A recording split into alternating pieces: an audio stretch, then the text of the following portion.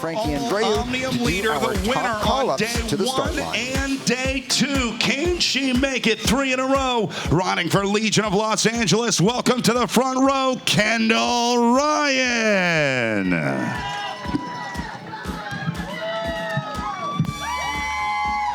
Riding for the Miami Blazers, currently sitting 2nd overall. But she has been the winner of Crybaby Hill 3 years in a row. Please welcome Skylar Schneider. Up next, sitting 3rd place overall. She was 3rd yesterday, a 3-time Olympian riding out of Chile for the Goldman Sachs ETFs team. Next to the front row is Paula Munoz.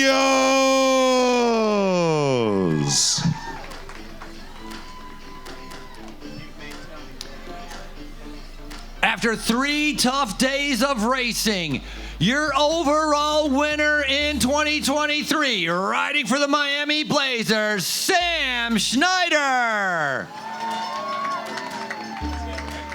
That's it. Let her get.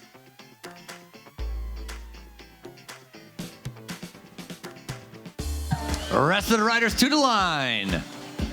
Oh, thank you.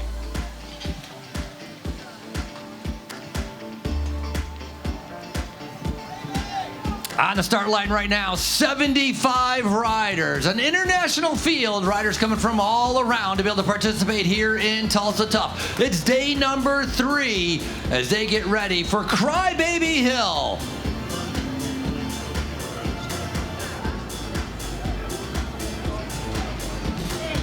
Final instructions, riders, you're racing for 60 minutes. 60 minutes of racing. Free laps are over with 5 laps to go. No more free laps with 5 laps to go. Your neutral service, your state neutral service wheel pit is right behind you on the left-hand side, and you know the drill. If you've been dropped or out of contention, you will be removed from the race for the safety of our leaders. Guys, big thank you for registering and coming out. Hopefully you guys have had a great Tulsa Tough, and hopefully today is going to be even better. Timers are ready. Officials are ready. Hey, Tulsa, are you ready for our pro women? Let's send them on their way in 3, 2, 1. 75 riders on the start line, and we are off and running for our Crybaby Hill with our pro women. Welcome to day number 3 for St. Francis Tulsa Tough at the Crybaby Hill. My name is Gabe Lloyd. I'm joined alongside by Daniel Holloway, the expert color analysis here for our program. Daniel winning here 18 years ago and then going on to find omnium success and individual stage success time and time again. To walk through Tulsa, everybody knows Daniel Holloway. So this is great to be here for our 3rd day for the McElroy River Parks Criterium, as it's known officially. Here we are in Crybaby Hill, though, Daniel. I mean, I love this day. It is so invigorating. There's so much excitement through and through. What's it like being out there as an athlete in this environment? It's just full of energy. I mean, it's just through the start line, up the hill, over the top. I mean, the crowd on the hill builds and builds. It's gotten bigger and bigger every year as more people look for space to get on the barriers. So it's just incredible to go around the circuit and just always have bells ringing, bullhorns firing, and just the spectators going nuts. I mean, look at all the tents on the left side of the road. That just grows every year, you know, as people find excellent spots to work. I mean, and that particular stretch of road is where a lot of moves happen. You know, it is like the prime spot to see the climax. You know, like everything just truly come to fruition tactically here in this race. It looks like our women are again showing us that LA Sweat is here to race. Mariana Balada is taking the short way around the track, and there's Skylar Schneider just patrolling the front as we expected. Schneider having won here 4 years in a row. She's got to keep herself ready for how this thing plays out. And this course has a whole lot of pedaling on the course as well. It's pretty dynamic. There's a lot to it where you have there's really no real room for recovery, as it were. Right? Yeah, there's just 2 small sections. Right after the tip top of the initial Crybaby Hill, there's a small descent. But again, that if you're chasing, if there's gaps, you're pedaling down that hill. And there's a little kicker into the top corner, and then it is like a little bit of a roller. So you're pedaling all the way down there, and then it's just a steep downhill into the final corner. So that your point of coasting, your point of rest is so short, and then it's through the final corner and just back onto the gas. Especially, if you're in the front, you're putting the pace on. If you're back, you're just chasing. So it's really, if you're the very front, you get that opportunity to kind of rest before the hill just after the start-finish line as you're coasting, evaluate what's going on. But if you're behind that little bubble, you're on the pedals. And by the time you get to the point where everybody's resting, all of a sudden they're accelerating into the hill. So you don't have that moment to rest if you're really in the back half of this field. So from both an environment perspective and the athletic perspective, Crybaby Hill has a massive impact upon today. We're going to take a look, though, at what the environment is like on Crybaby Hill. We were out there this morning at 12 o'clock today getting some current footage. This is from this year. You see our referees are out there encouraging not only safe bike racing, but also raucous behavior and through as our referees, a longtime staple of the St. Francis Tulsa Tough for the McElroy River Parks Criterium. Our referees joining us early in the day, and then it turns into even more of a party as the day grows throughout. So we're really looking forward to seeing how the Crybaby Hill effect will take on an impact into today's race. As we're looking at around the second lap of our field, nice little FPV drone footage presented by Hallmark and Payne, and we have CCB on the front right now, but you can see from the back of the field we're already looking at a little bit of extension of field as we're coming through the start-finish line.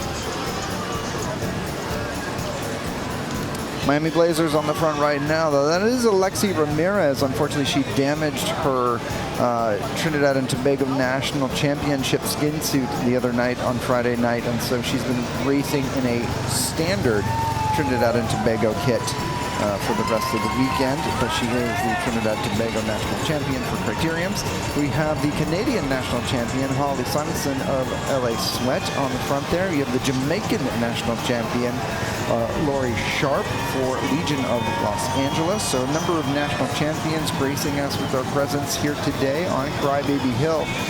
The noise that you hear when you are riding through this is absolutely amazing. When Daniel and I first arrived here today, we actually arrived at the end of like the Cat 3 race or Masters race or something, and even then it was super loud. Like, it wasn't even a race. It was still super loud when we were walking through the crowd as riders were coming by. Yeah, I mean, Tulsa turns up for Crybaby Hill. We were in a restaurant last night, and it was the talk between multiple patrons that, hey, are you guys going to Crybaby Hill, or are you guys going to Tulsa Tough to check it out? And so some people had been, some people haven't been, so still just very much a talk of everything going on, no matter kind of where you at in the city of Tulsa. And believe it or not, they didn't even know who we were. Unsurprising. So it's not like we were spurring this conversation at all. We were just casually listening in on the other patrons talking about coming out to Crybaby Hill for the day. We have our race on course right now, and if you're joining us on YouTube or another platform, welcome. Thank you guys. Remember to share the feed so that more people can see all the amazing racing that's going on here, and of course all the great support that Tulsa brings out to racing with us for Crybaby Hill. This is the technically the McElroy River Parks Criterium. We are racing right now. We're on about lap number 3. Now, this race is a race of attrition, I believe. No matter what the no matter what the sort of playbooks are, no matter what the weather is, no matter whatever else throws at us. When does that attrition start to occur in the field? Yeah, I mean, it starts from lap 1. I mean, if we look at what's happened so far this weekend, unfortunately, with the large crash that happened night 1, it affected a lot of riders, and that just carries on. You don't just clear that out of your system in one day. Just because you get through Saturday doesn't mean you're all better Sunday. It actually kind of compounds on itself, and so you have a large amount of those riders affected, and then you had the incredibly hard race and heat from yesterday that is still going to affect the riders going on. Yeah, and so we're you're talking about heat. I was talking about national champions before, and I completely neglected to mention our U23 national criterium champion, Chloe Patrick for Synisca. Chloe's had a great weekend of racing, really representing the next generation of athletes coming to the forefront. Last year is actually another Synisca rider, Catherine Sarkisov, who was really having a phenomenal St. Francis Tulsa Tough.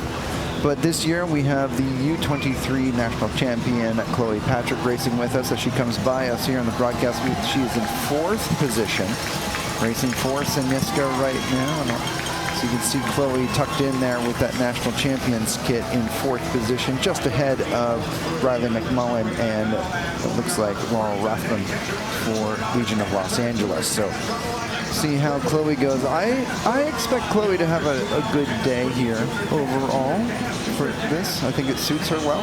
Yeah, I think it's one of these courses that, as the type of sprinter she is, needs maybe a little more fatigue in the general legs of the whole group for her to make that kind of next jump from that 5th bubble right onto the podium bubble that we know that she's clearly capable of.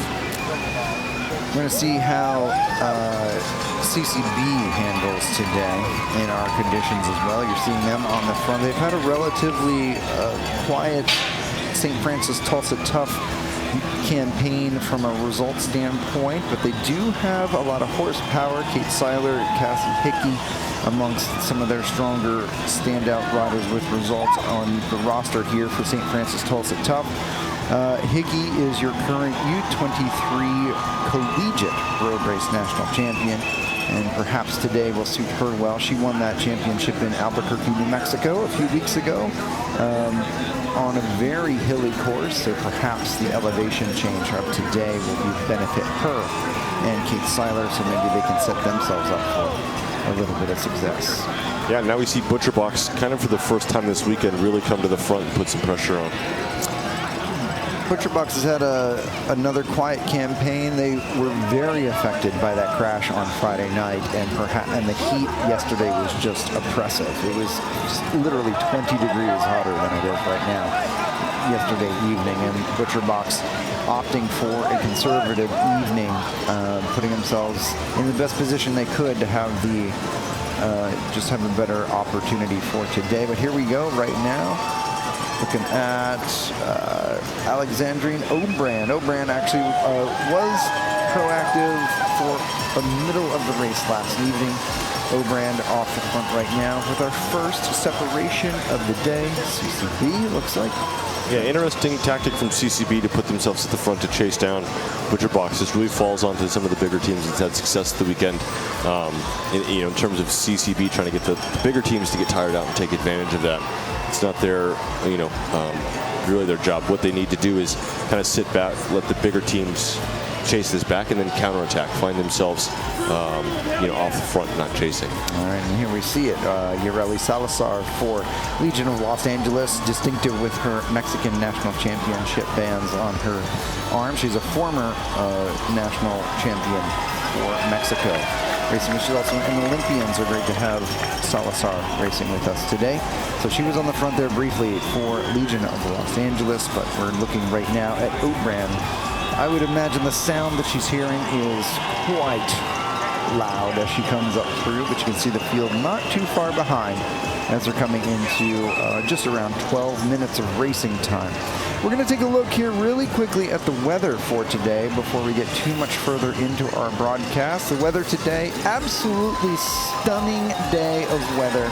Overall, it's just about 80 degrees, maybe 82 degrees here today. There we are, 79 in fact, even better with a real feel of 82, 70% humidity though. There's some thunderstorms north of us that are bringing a little bit of extra humidity into the air, and the winds are around 13 miles an hour. We think we're going to stay in good conditions throughout the rest of our race day. As you can see, those flags around the course are blowing, so there's a steady 13-mile-an-hour wind. We will see how this will affect our day, but it really is a beautiful day here in Tulsa. I'm comfortable. I think you're comfortable. Yeah, it's fully overcast, so the sun is not just beating down on the tarmac. A lot of the times when it's hot and it's blue skies and sun, the tarmac gets super hot. So you get this kind of double radiation. The ground is super hot, so it's coming in and you get your feet. You can just feel it radiate from the bottom, and then you have just the super hot sun on your back. With the sun being covered and what have you, the tarmac's not getting hot. You're not getting hit by the sun. Also, it's just nice and cool. We saw that big flag waving. We are down by the river park, so there's a lot of trees and everything else, so it's not getting full penetration by the wind, but you can feel it on the course. We see some of the kind of the lower flags on the tents waving, but it's definitely not as bad as it has been in years past with the block headwind going into the hill, which makes that super difficult. So should that shift, we will let you know and try to get an understanding of what our headwind tailwind situation might be. But our leader right now with O'Brien for Alexandrine O'Brien for Butcher Box Recycling, presented by Look, currently off the front for our women's field. Look who's chasing. It's going to be Laurel Rathbun now making the catch. So talk to us about that. So this is an opportunity for us to talk about how gaps can just evaporate on the hill, right? Where O'Brien had a little bit of an advantage coming into the base of Crybaby Hill. I've got a little replay monitor on my left here that's showing us what that gap was. And then by the time she got to the top of the hill, Rathbun brought that back completely for a reshuffling. Yeah, if you think that a rider's setting into a pace on the hill once they make that right turn is, let's just say, 15 miles an hour. The attacks are going to be 20, 22, 24 miles an hour. So that massive speed difference can just, like you said, evaporate super quick, as that person in the front is settled into a pace and is going to ride pretty consistently, whereas people from the back attacking is going to be accelerating and going much harder than that for that period of time. Yeah, and last night you and I were talking a lot about math in doing calculations of, okay, we need 1.5 seconds to bring this back per lap. We need 2.5 seconds per lap to bring that back. Does that, the math is math, right? So the per lap calculation is the same. Does that change anything though here today, where you're like, well, we have we need to get 2.5 seconds back, but we can do all of it in one portion of the course? Yeah, very much so how that plays out. When it goes out to, just say, again, 30 seconds, right, with 10 to go, it is 3 seconds per lap you need to change. But it becomes, if you get lopsided on the course, so to speak, that the breakaway is now over the hill and you're at the bottom, right, they're now kind of getting speed into the breakaway where you're on the hill. So it's now to make up the distance is you have to think about going really fast on the home stretch while they're on the hill. When they're going slow, you've got to go kind of faster, rather than you kind of sharing the hill or the straightaway at the same time, if that makes sense. So it kind of depends on how big the gap is and where you are on the course. So as a breakaway, you need to push it over that equilibrium, right, and get the course back into your favor and against the chasers for it to be super hard. It makes a lot of sense. So we're going to definitely keep an eye out for whether or not the equilibrium gets affected if should a breakaway occur. Kate Seiler, I believe, there on the left, and Kingdom Elite on the right, trying to lift the tempo a little bit, and Rathbun looks like she's responding to it as they crest through the top of that hill. Long shot here. Great to see these crowds, though, on Crybaby Hill coming out and enjoying the day with us here down at McElroy River Park's Criterium. There's another shot as our riders come through. Single file right now. Everybody thinks they're really fast when they come off the top of the hill there through this little dip in the turn, right? Because you got this downhill section, and then you make this right-hand turn. So you're doing a lot of dynamic type of riding. And this road where they're on, like right now, looks flat. It's actually a little bit uphill. Yeah. So it's not like you come around the corner onto a flat road and go down. The road actually goes up up here before going fully downhill. Oh, wow. So let's get some eyes on who we have coming to us here. But look at that, even some CCB riders already suffering from the effects of the pacing as we come by us here. And it looks like our Kingdom Elite still on the front here. Still going to get those race numbers for us, with little separations not really occurring quite yet. We'll get a different perspective from the top of the field, but look at this at the back of the field. A lot of casualties occurring. Kim Lucci perhaps having an issue. We're going to take a look at our category 1-2 podium. Congratulations to these young men. The two of them, first and second place, had a breakaway. The rider in third place was chasing. So the men's 1-2 race breaking apart in the later parts of that contest. And the young man who won the race on the top step, playing it very well in the final sprint, very similar to what we saw Sam Boardman do last year in the professional men's race, where he led through the final turn and he was actually on the pedals before the man in second place was even able to get on the pedals, and he created a gap and then he was able to hold it to the line. So congratulations to your Pro P1-2 men. And we're going to be off to the after party here at St. Francis Tulsa Tough. We're going to take a look at our professional women's field. Now look at who's at the back here, right?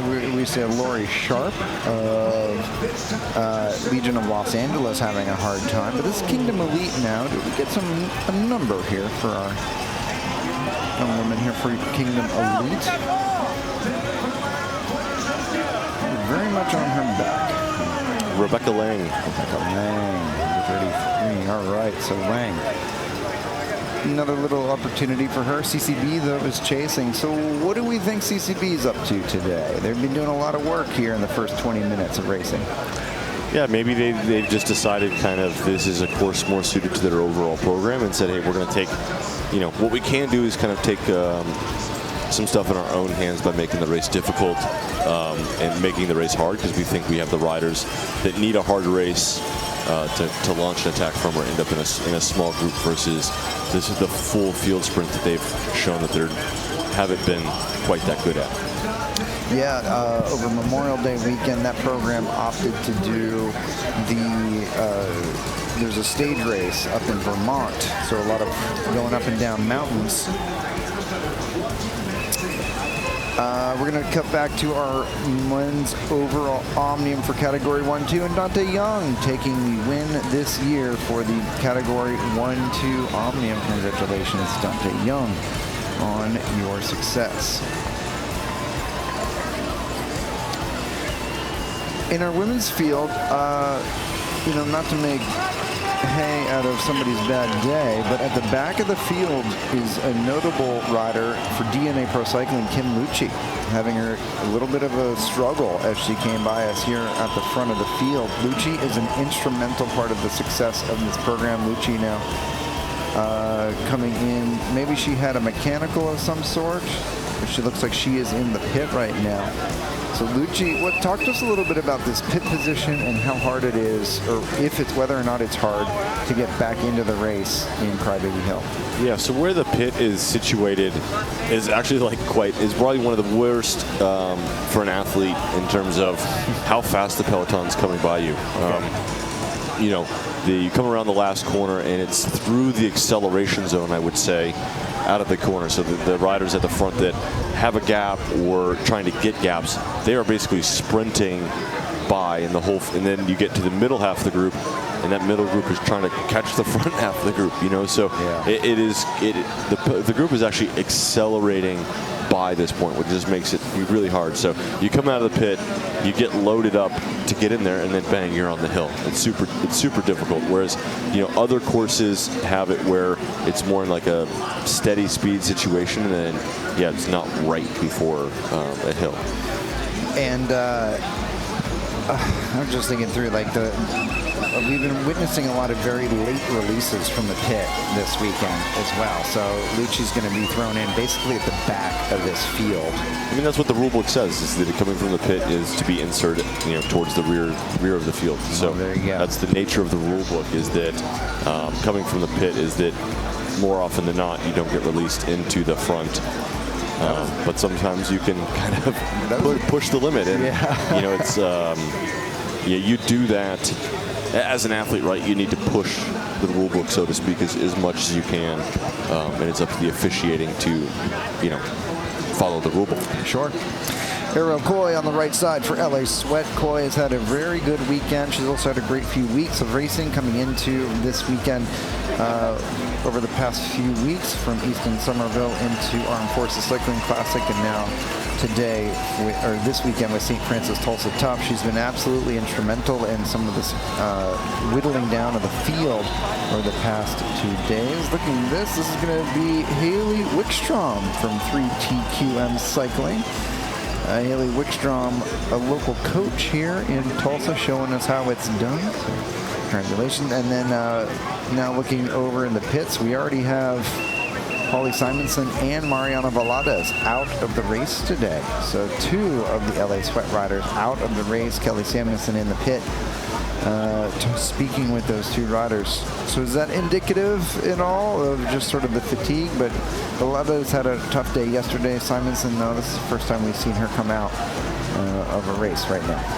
Yeah, I think those 2 riders in particular kind of seem to struggle all weekend in that program. So we don't have full context of exactly why, whether that's health and wellness, or being sick, or the heat, or just kind of the fitness timing just wasn't quite right this year. Coy on the front there with number 39. That was Daphne Karaganis, in fact. Daphne Karaganis, number 39. New to that program as well. To Skylar Schneider now on the front as they come by us. Schneider probably just keeping herself safe here, but maybe testing the legs. What do you think? What do you think Skylar's up to right now? Yeah, exactly. I mean, she knows that she has a target on her back. She knows that a lot of the riders are going to see what she's going to be doing to, win 4 of these in a row. And so, yeah, just going out like that by herself is kind of, hey, who's marking me, who's following me, what teams are, chasing me back. But also, we saw her come down through this last corner first. And it's one of those things is you kind of do that looking towards the finish. Hey, what does it feel like? Let me lead through this thing with some speed, and just see how everything is riding. Because one of the things that Skylar has done, and one of the reasons she's been really successful, is she's been able to go through this bottom corner just so fast and get that gap more or less through the corner, not just necessarily by outright speed in the sprint. All right, well, let's see how she continues to play out. She does have her sister Samantha in the race as well. And Samantha, no stranger to success. She actually won the Omnium here last year. Now this year, Samantha's well outside of the Omnium contention because she really sacrificed herself last night in the Arts District to try and do whatever she could to help Skylar get in the best position possible. And I'd say she was very successful with that. Skylar went toe-to-toe in a nice drag race out of the final turn in the Arts District against Kendall Ryan. Ryan taking the shorter line through the final turn and getting on the pedals just a half a pedal stroke sooner than the rest. This is Andrea Sear on the front right now. Is that correct?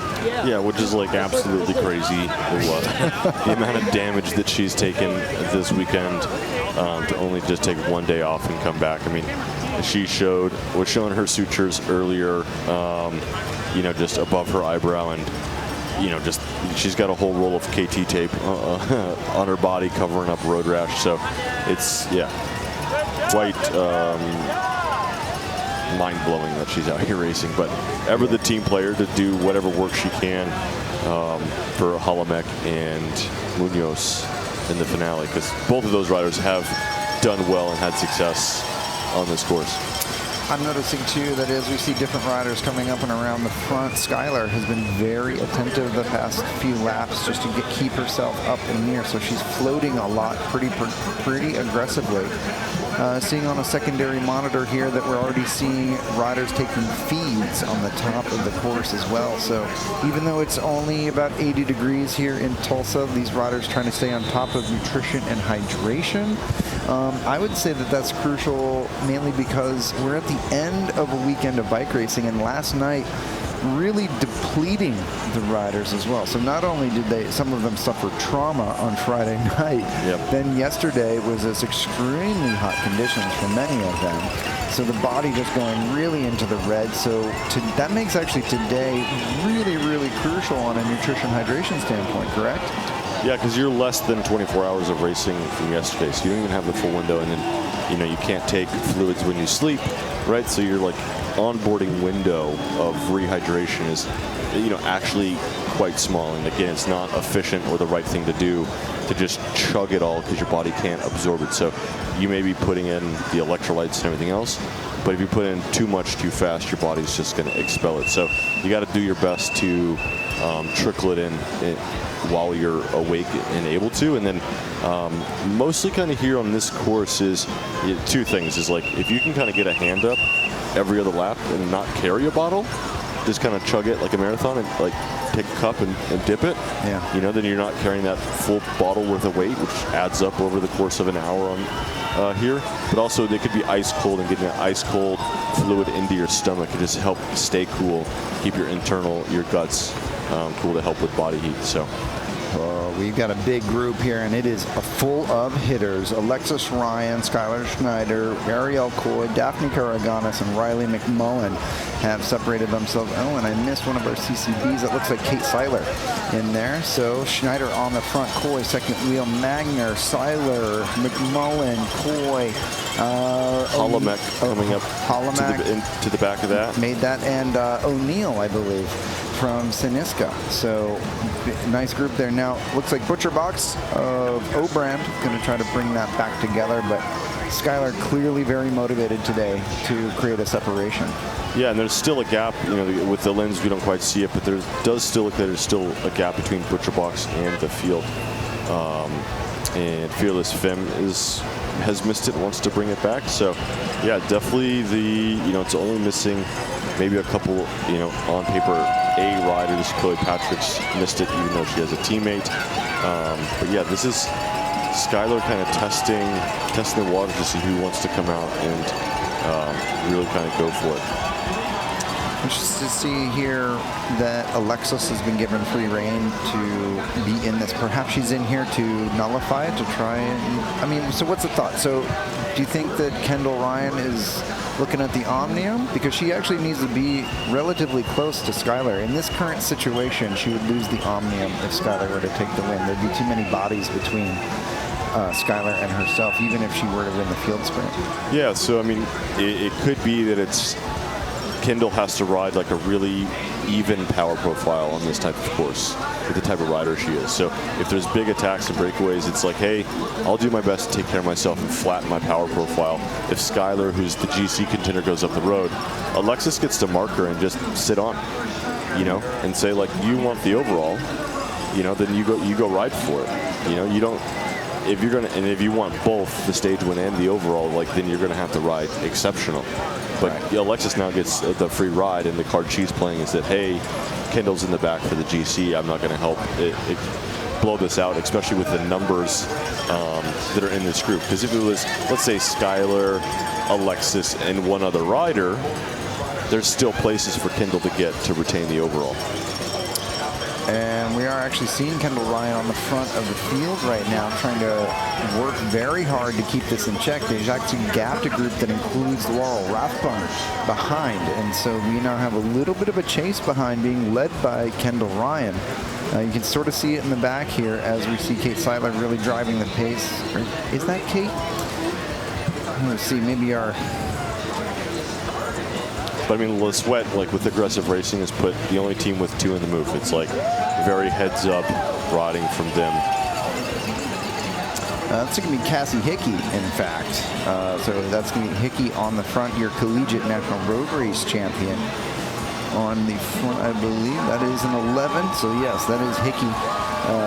That's great to see. So your collegiate national road race champion on the gas right now. And Tess Edwards for Siniska has made the group as well. So we have Skylar Schneider, Cassie Hickey. I'm going to go through here. Skylar Schneider, Cass Hickey, Alexis Ryan, Daphne Karaganis, Ariel Coy, Tess Edwards, Riley McMullen, and Alexandrine O'Brien making this move. All right, looks like we have, talking about somebody in the pit. So Lee Willie here for DNA Pro Cycling in the pits. No real emergency for DNA though. They're looking happy, looking fine. So we're going to go back to our race here with DNA Pro Cycling. And Riley McMullen notably saying, hey, everybody needs to work at this right now. You can't just sit up.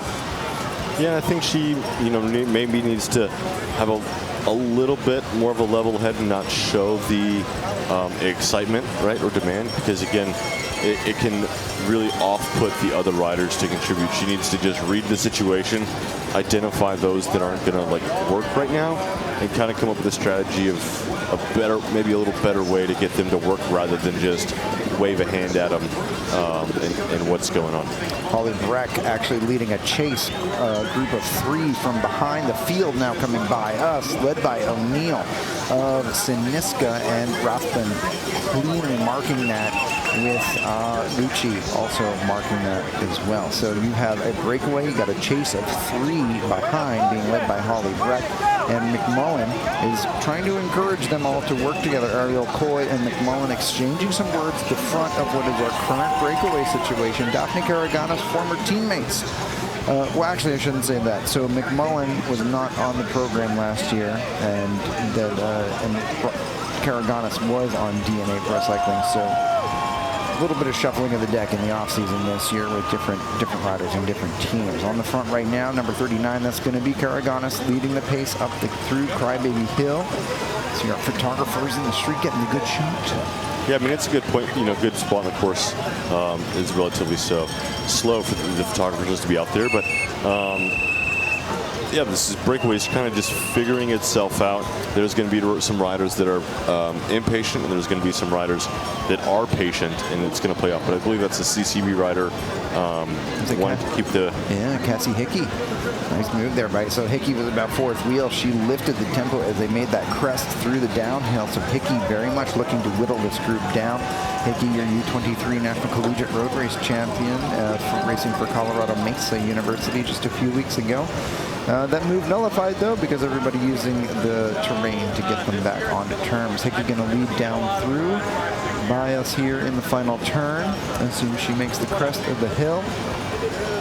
Anybody taking a feed there?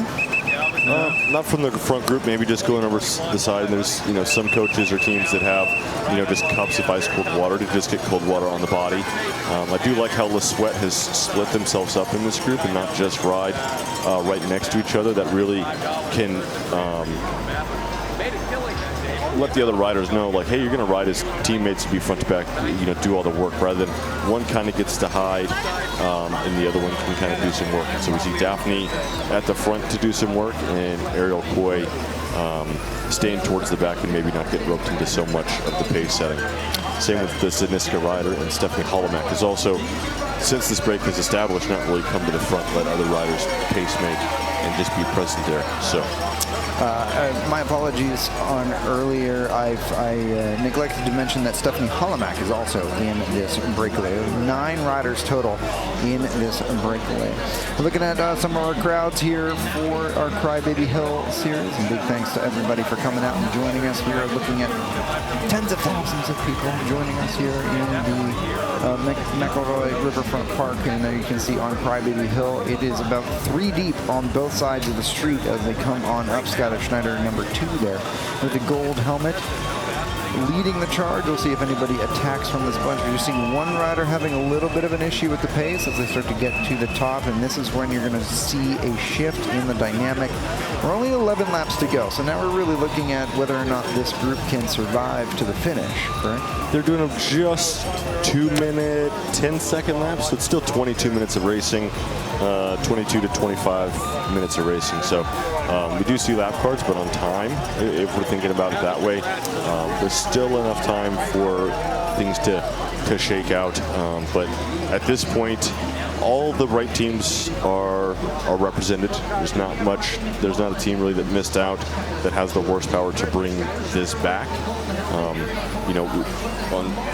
Palamuno's missed it, who's a GC contender, unfortunately. And like we said, kind of in the pre-race show, on the call-up, there's a lot of shakeup that can happen in the overall GC day. We knew that it's super tight between Kendall and Skylar, but kind of the 3 through 10, there was a lot of ability to move around. So Riley McMullen has placed herself, really well for a GC move. Holomek, Daphne Karaganis, who's been consistently right around that 6th place mark, is now in a position to really jump up the rankings. So this is really well placed for that shakeup. O'Brand on the front right now, really doing a beautiful job just keeping the tempo high and sharing the workload through this section. At the back, though, we're seeing that Tess Edwards of Siniska starting to gap a little bit. She did a lot more pedal stroke coming out of this final turn here than anybody else. Riley McMullen, though, looks very comfortable to me at the front of the field, and then the rest of the field coming by us here, being led by Andrea Sear and Laurel Rathbun. So what do we think? What do we think they're strategizing right now? Are they trying to stuff it, or are they trying to bring this back? In the back, you just, in the group you can't just put on the anchors and put on the brakes. If it goes too slow, it's going to encourage a lot of those people that missed it to want to attack. So if you've got somebody to move, it's okay to set a mild tempo, and you can ride 44k an hour as long as the breakaway is going 45k an hour or 50k an hour and 49k an hour. So it's okay for them to be setting a tempo in the back to kind of discourage flyers because it slows down so much. All right, so you talked earlier today about tipping point. We're now looking at the breakaway and the field. Are we at a tipping point of favoring the breakaway versus where the field is? Well, we've now jumped away from all that. Okay, but yes. Okay. Yeah, we've gotten, the gap is now big enough that it's like they're starting to go down the hill while the field is going up the hill. Okay. And now we can see here from the booth, on camera, the field is just getting to the top of Crybaby, and our leaders are actually coming around the final corner. So with 10 laps to go, they could potentially lap, depending if the field is fully anchors. Wow. And they go around. I have to process a little bit on who that favors and who that doesn't favor if they take the lap. But Sinska has now been dropped from the breakaway, which is not good for the riders in the field. Yeah. In that representation. So Tess Edwards very much off the pace. She just absolutely detonated on that last time up Crybaby Hill. So Tess Edwards no longer part, and she was going very backwards as she came by us. O'Brand sort of on term. She's okay. We're seeing a bridge here, though, between Breck and who's that? Parfrey, maybe? Uh-oh, we've got a mechanical here. Chain drop by Ariel Coy right at the base of Crybaby Hill. That's no good here. Ariel Coy, one of the riders that we picked to potentially have a factor in today's race. She's just dropped her chain at the base, and Cassie Hickey at the front going to capitalize upon this opportunity. Now we're seeing your breakaway coming up through the main part of Crybaby Hill. Your field and your break now coming through start-finish line. So almost at this tipping point, this is what Daniel's been talking about. Now the field going to make this crest. They're going to start to go fast just as the field is about to go slow. Yeah, so Ariel with the drop chain just has to, as panicky as that can get as that group rides away from you. It's just, you can kind of stay calm, trust her strength to just kind of slowly bring that back and not race towards it and really get that elevated heart rate and spike going, because just understand that the breakaway is just now in that tempo zone. They're going to be riding really smooth, not yet in the phase of it starting to attack itself. Looks like Siniska has been ringing the alarm bells from the field, knowing that Tess Edwards has been nullified out. Notably, Chloe Patrick did miss this breakaway, and so Siniska now has no representation at the front. They have a lot of horsepower in this field from Sarkisov and O'Neill, amongst others, who have had very good weekends so far. And here we are. We're looking at our breakaway. We're looking at 9 laps to go. I still think McMullen looks very comfortable. This course actually suits McMullen quite well. She loves really going hard. She's a current national champion in the points race on the track for New Zealand, and she has done quite well on the Criterium circuit, and she won Toad last year, I believe, as well. So, you know, McMullen can race a lot of different terrains. Could she be one to potentially change the dynamic in this breakaway? I think, like we noticed, this is pretty much all of the players except for just a couple that didn't make it out of the field. So it's really kind of a lot of chess is going to be happening these next couple laps based on, you know, these were all animators the last 2 days. Holomek has done really well here before. So a player, I mean, for me, kind of the dark horse is the CCB rider, Cassidy Hickey. You know, she is a national champion, but in the criteriums at this level, unproven, right? Yeah. She hasn't been a name that has been called out. And then also the Butcher Box rider of Alexandra Oberan, as, you know, a consistent player like that of Skylar Schneider and McMullen and Alexis Magner. Right. So Holomek, I think, has a lot of leeway here to actually sit the back. I've been watching how she's been floating without rotation over the last few laps, but I also haven't seen Magner necessarily contribute a lot to the pace setting either. And as we see on the lower part of the screen, it does look like CCB wants to sort of keep the motivation going in the field, and you see Michaela McPherson for DNA for cycling also right there. Looks like Siniska's there. So what's our field doing? I guess they're just content at this point as we see our breakaway looking at each other. Now, talk to me a little bit about breakaway dynamics where we have 2 LA Sweat riders in there with Coy and Karagonis. Do they have to do a lot more work than others, or what's their situation? Yeah, for sure. One of them has to always be working. The other one, they can say, hey, I'm going to do her work for her, so she gets to sit on. But kind of going back to it is that, you know, yeah, Alexis and Stephanie Holomek, like, basically are the 2 that kind of get the hall pass on working, because it's like, hey, I have Palamuñoz in 3rd, and, you know, we want to give her the best chance to score maximum points. And then clearly Alexis has Kendall in the leader's jersey, right? So she's not trying to help Skylar in any way take maximum points. Right. And so those 2 have the full ride. Those that have to kind of work is Hickey from CCB. This is her chance to kind of contribute to this and sprint out of a small group. Skylar wants to ride because she needs the point separation between Kendall, Riley McMullen, you know, by herself. You know, this is her chance to potentially pass Kendall as well if she wins, right, and maximizes points to go up the road. Yeah. So kind of 2 different groups of people on like kind of what they're trying to achieve. In terms of lapping the field, I think the only person that it's absolutely advantageous for would be Skylar. Okay. Because she gets to go up to her sister Sam and have the perfect lead out. Yeah. Whereas, you know, Alexis doesn't necessarily, I mean, she would benefit from being with Kendall per se, but can clearly hit out on her own and kind of go one-on-one potentially with Skylar. So everybody else, I think, would prefer to stay in this small group and have their chances rather than lapping up and let that kind of chaos happen. So I think really Skylar would be the only one that could benefit from truly lapping, but we've seen her flash clearly. She can take her herself out of the small group as well. I guess that surprised me because I would have thought that Magner, it wouldn't actually benefit her because then it would, well, I'm confused. I'll think about that later. All right, so we're looking at LA Sweat needing to take the onus, and I was, as the field came by us, Catherine Sarkisov for Siniska was doing a lot of work as they came by us, and then we're looking at them at the top of Crybaby Hill right now. as we see the field now being led by Holomac as they come up and over past the feed zone and by us here on the broadcast tent. Holomac on the front for Goldman Sachs ETFs. A little bit of a bandage on the left elbow.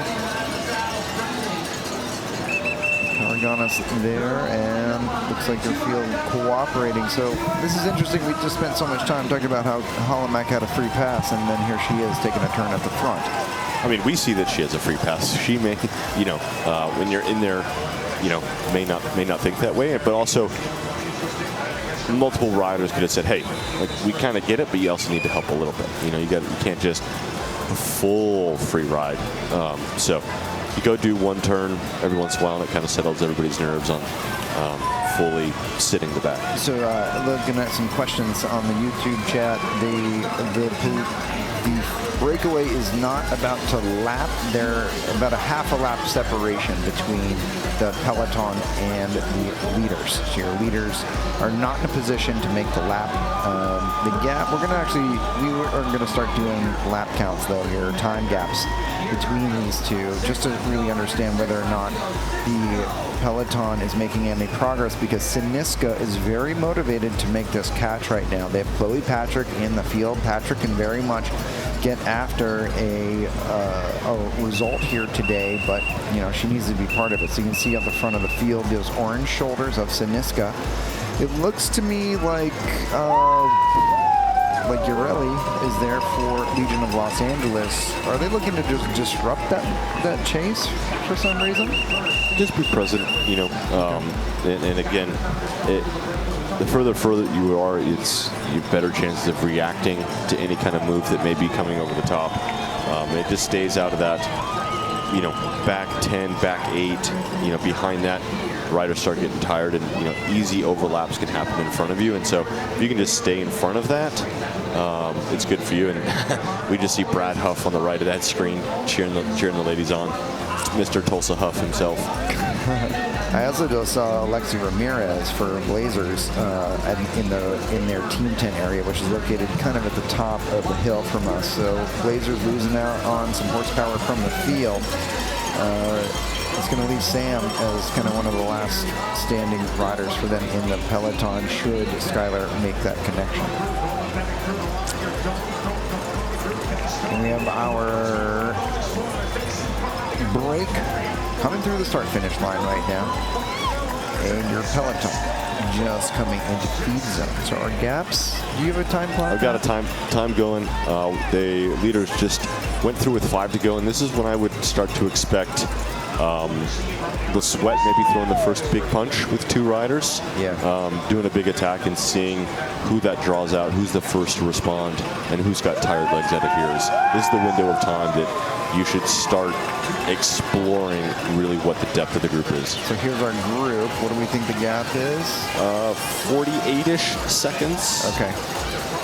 So 48 seconds. I think that with 5 laps to go, I'm just doing our quick math here. It's 10 seconds a lap. 10 seconds a lap. No, that's a big ask. But if the breakaway does all of a sudden just really start to play games and go 6 miles an hour up the hill, and the peloton does big attack and does 15, 17 miles an hour, like you could take a big chunk at a time, if those games start being played. Well, let's see what happens here. So 5 to go. We're going to start potentially see some attacks from the breakaway. We'll get some eyes on there. They are. Cassie Hickey. Cassie's been doing a ton of work in this. And in the beginning of the breakaway, that's great. It helps establish it, keep it clean. But then it also makes her very vulnerable later on in this breakaway because fatigue certainly sets in. You can see just how comfortable Skylar looks there. She's looking over the shoulder. She's just counting everybody, looking to see where everybody is. Would a strategy be for her to go back behind Magner or anything for that reason? Or can Skylar just continue to float around third wheel? I think Skylar's just going to stay in the first half of this group. There's kind of, she does take a risk by going and tagging Alexis or hanging out at the back because he won't be there to tag or be reactive to an attack from one of the other riders.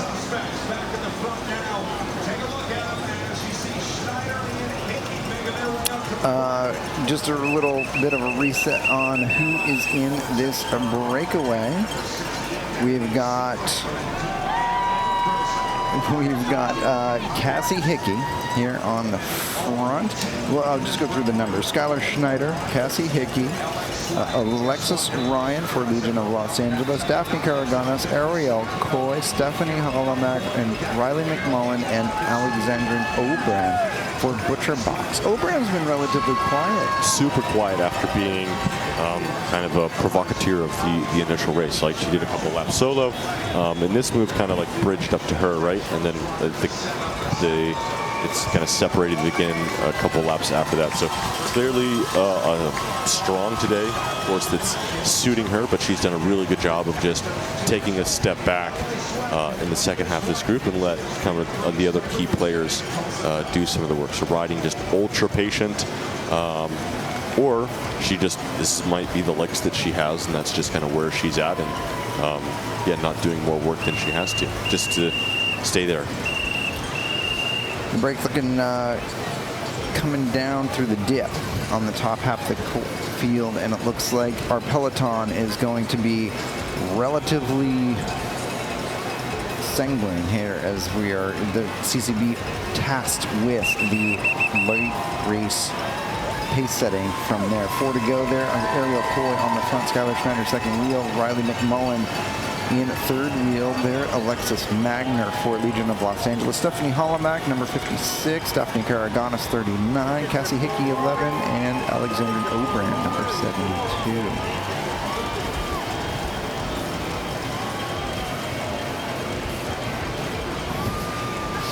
Thank you guys for joining us here for our St. Francis Tulsa Tough in our broadcast of day number 3 of our St. Francis Tulsa Tough coverage here. Riley McMullen on the front right now as we're looking at just about 4 laps to go.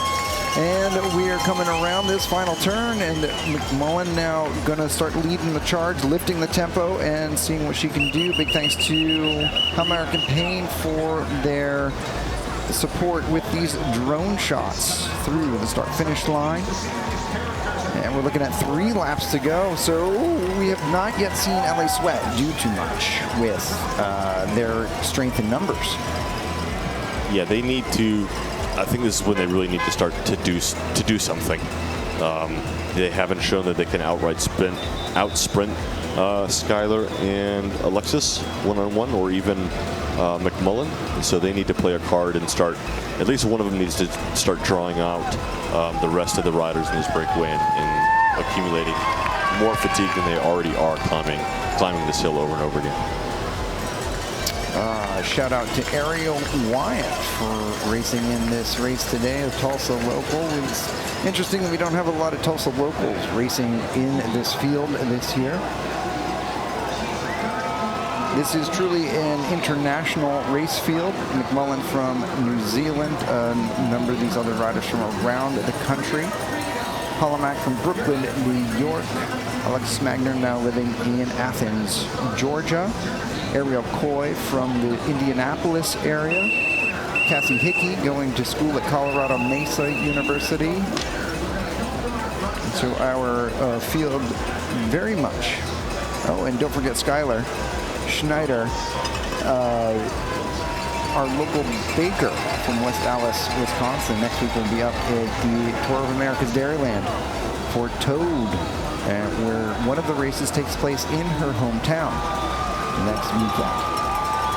This is 3 laps to go. Cassie Hickey on the front right now, and your field trying to get on to, it looks like our referees are on the course, putting on a show for the people at Crybaby Hill.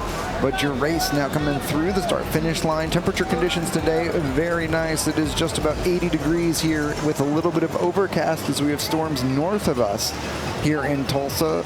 The conditions are actually quite beautiful. Like last year, it was quite the scorcher here at Crybaby Hill, and this year we are looking nice.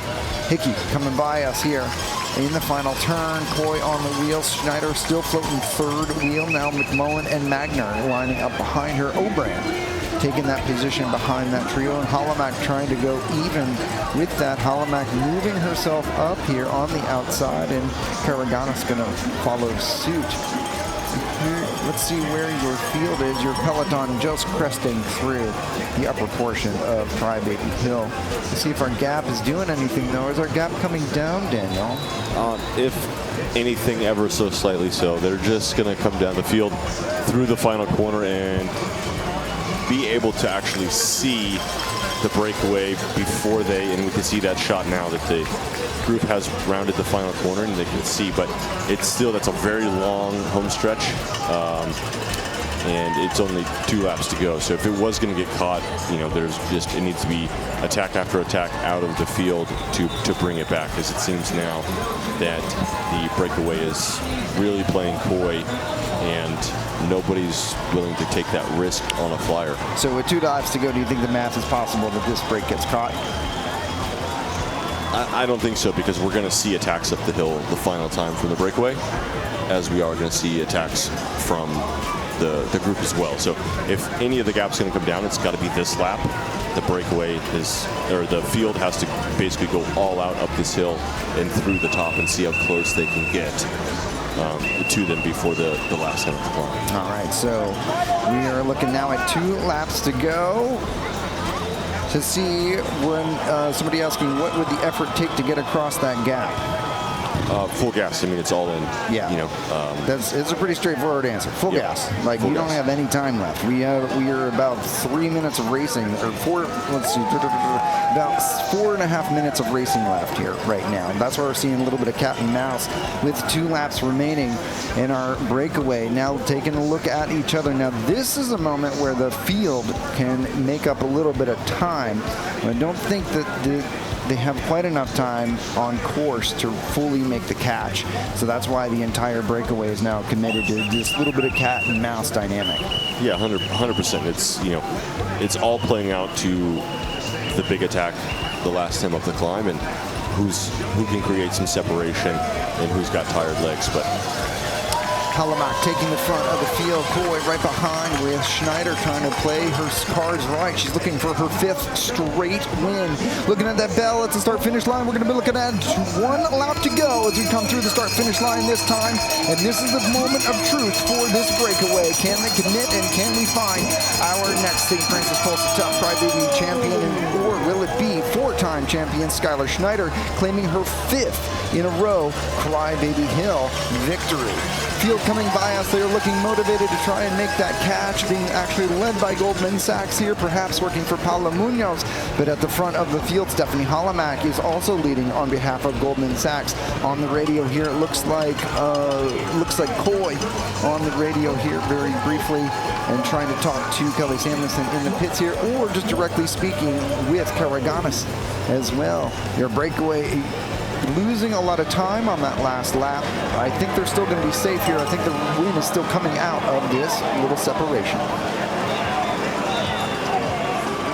As we come up the hill here, we are looking at Coy now leading the charge. Karaganis is number 39. Coy is on the front, number 41. Skylar Schneider sitting in 2nd position as they come up the hard part of the field. We're going to look and see if we can get eyes on our breakaway as they come through. We're looking at on our last lap of our professional women's field, and Obrand with the big attack in the section we couldn't see. Obrand now trying to lead it out, and Skylar Schneider is on the move. But look at this. Magner has a little bit of a run at the wheel. There goes Schneider. She's up on the right side. She's got a little bit of a gap. Magner responds to it, but oftentimes it is the rider leading out of the final turn here that gets the victory. We see our pace vehicles coming down by us here at the final turn of the course. Will it be Schneider in the lead? It will be. Schneider is in the lead with Magner right on the wheel. Full gas racing as they come by us. Schneider now leading with a 1 bike length gap between. She's on the pedals. She's out of the saddle. She's lifting. She's lifting the tempo. If she can get there, Magner has time. Can she get a run at the line? She's running into the draft. Can Schneider hold them off? Schneider trying to get there for her 5th win. Magner coming on the outside.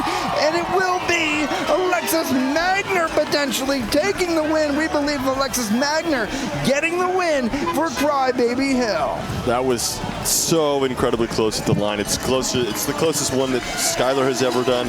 And I mean, she just used her ability to go through that final corner so fast. And we saw that she had 3 bike lengths coming out at 150 meters to go. And Alexis, if she ended up getting that, made up a lot of ground to make it happen. Wow. Chloe Patrick taking the field sprint ahead of Kendall Ryan. Wow, so that's another body in front of Ryan in the standings for the overall. Samantha Schneider also trying to get herself up there, but Chloe Patrick doing a nice job getting that overall. But Alexis Magner, we believe, is your winner here today for St. Francis Tulsa Tough Crybaby Hill Day. That's the McElroy River Parks Criterium, and Magner takes the win. Breaking the streak. Holy smokes. I mean, what a massive effort to come from 3-4 bike lengths behind with 150 meters to go. I mean, that's just so impressive. And we have a few screens waiting here for a finish line photo of some kind to see what that or how close that gap was. Yeah, maybe a little drone shot or something to really get a perspective on what that finishing kick was. But we were looking at Skylar Schneider cheering with Daphne Karaganas here on the finale. And no matter what result they get, they're going to enjoy the atmosphere of Crybaby Hill. Karaganas going to take the cash premium here. There we go. Ureli Salazar here. And you can just tell how hard that sprint was because there was no victory salute.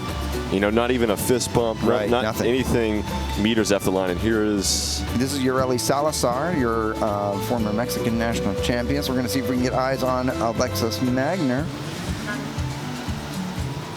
We're looking for Alexis. There we are. And our referees that are up on the hill. Our pro men's race coming up next, you guys. Thank you guys for tuning in and joining us here. Our pro men are scheduled to be up almost immediately following this, so do stick around. We're going to try to do a little bit of a replay here for you if we can get there. But here we go. So we have our highlight reels for our professional women. This is your breakaway. Early on in the race, you had Holomac. Oh, this is the last lap of our breakaway. Holomac leading through initially, and this is the moment where these strategies are really coming into play. Coy on the radio here for Karagana saying this is the moment where we are going to go. La Sweat having the strength in numbers. Coy leading it out through the steeper pitches of Crybaby Hill. Schneider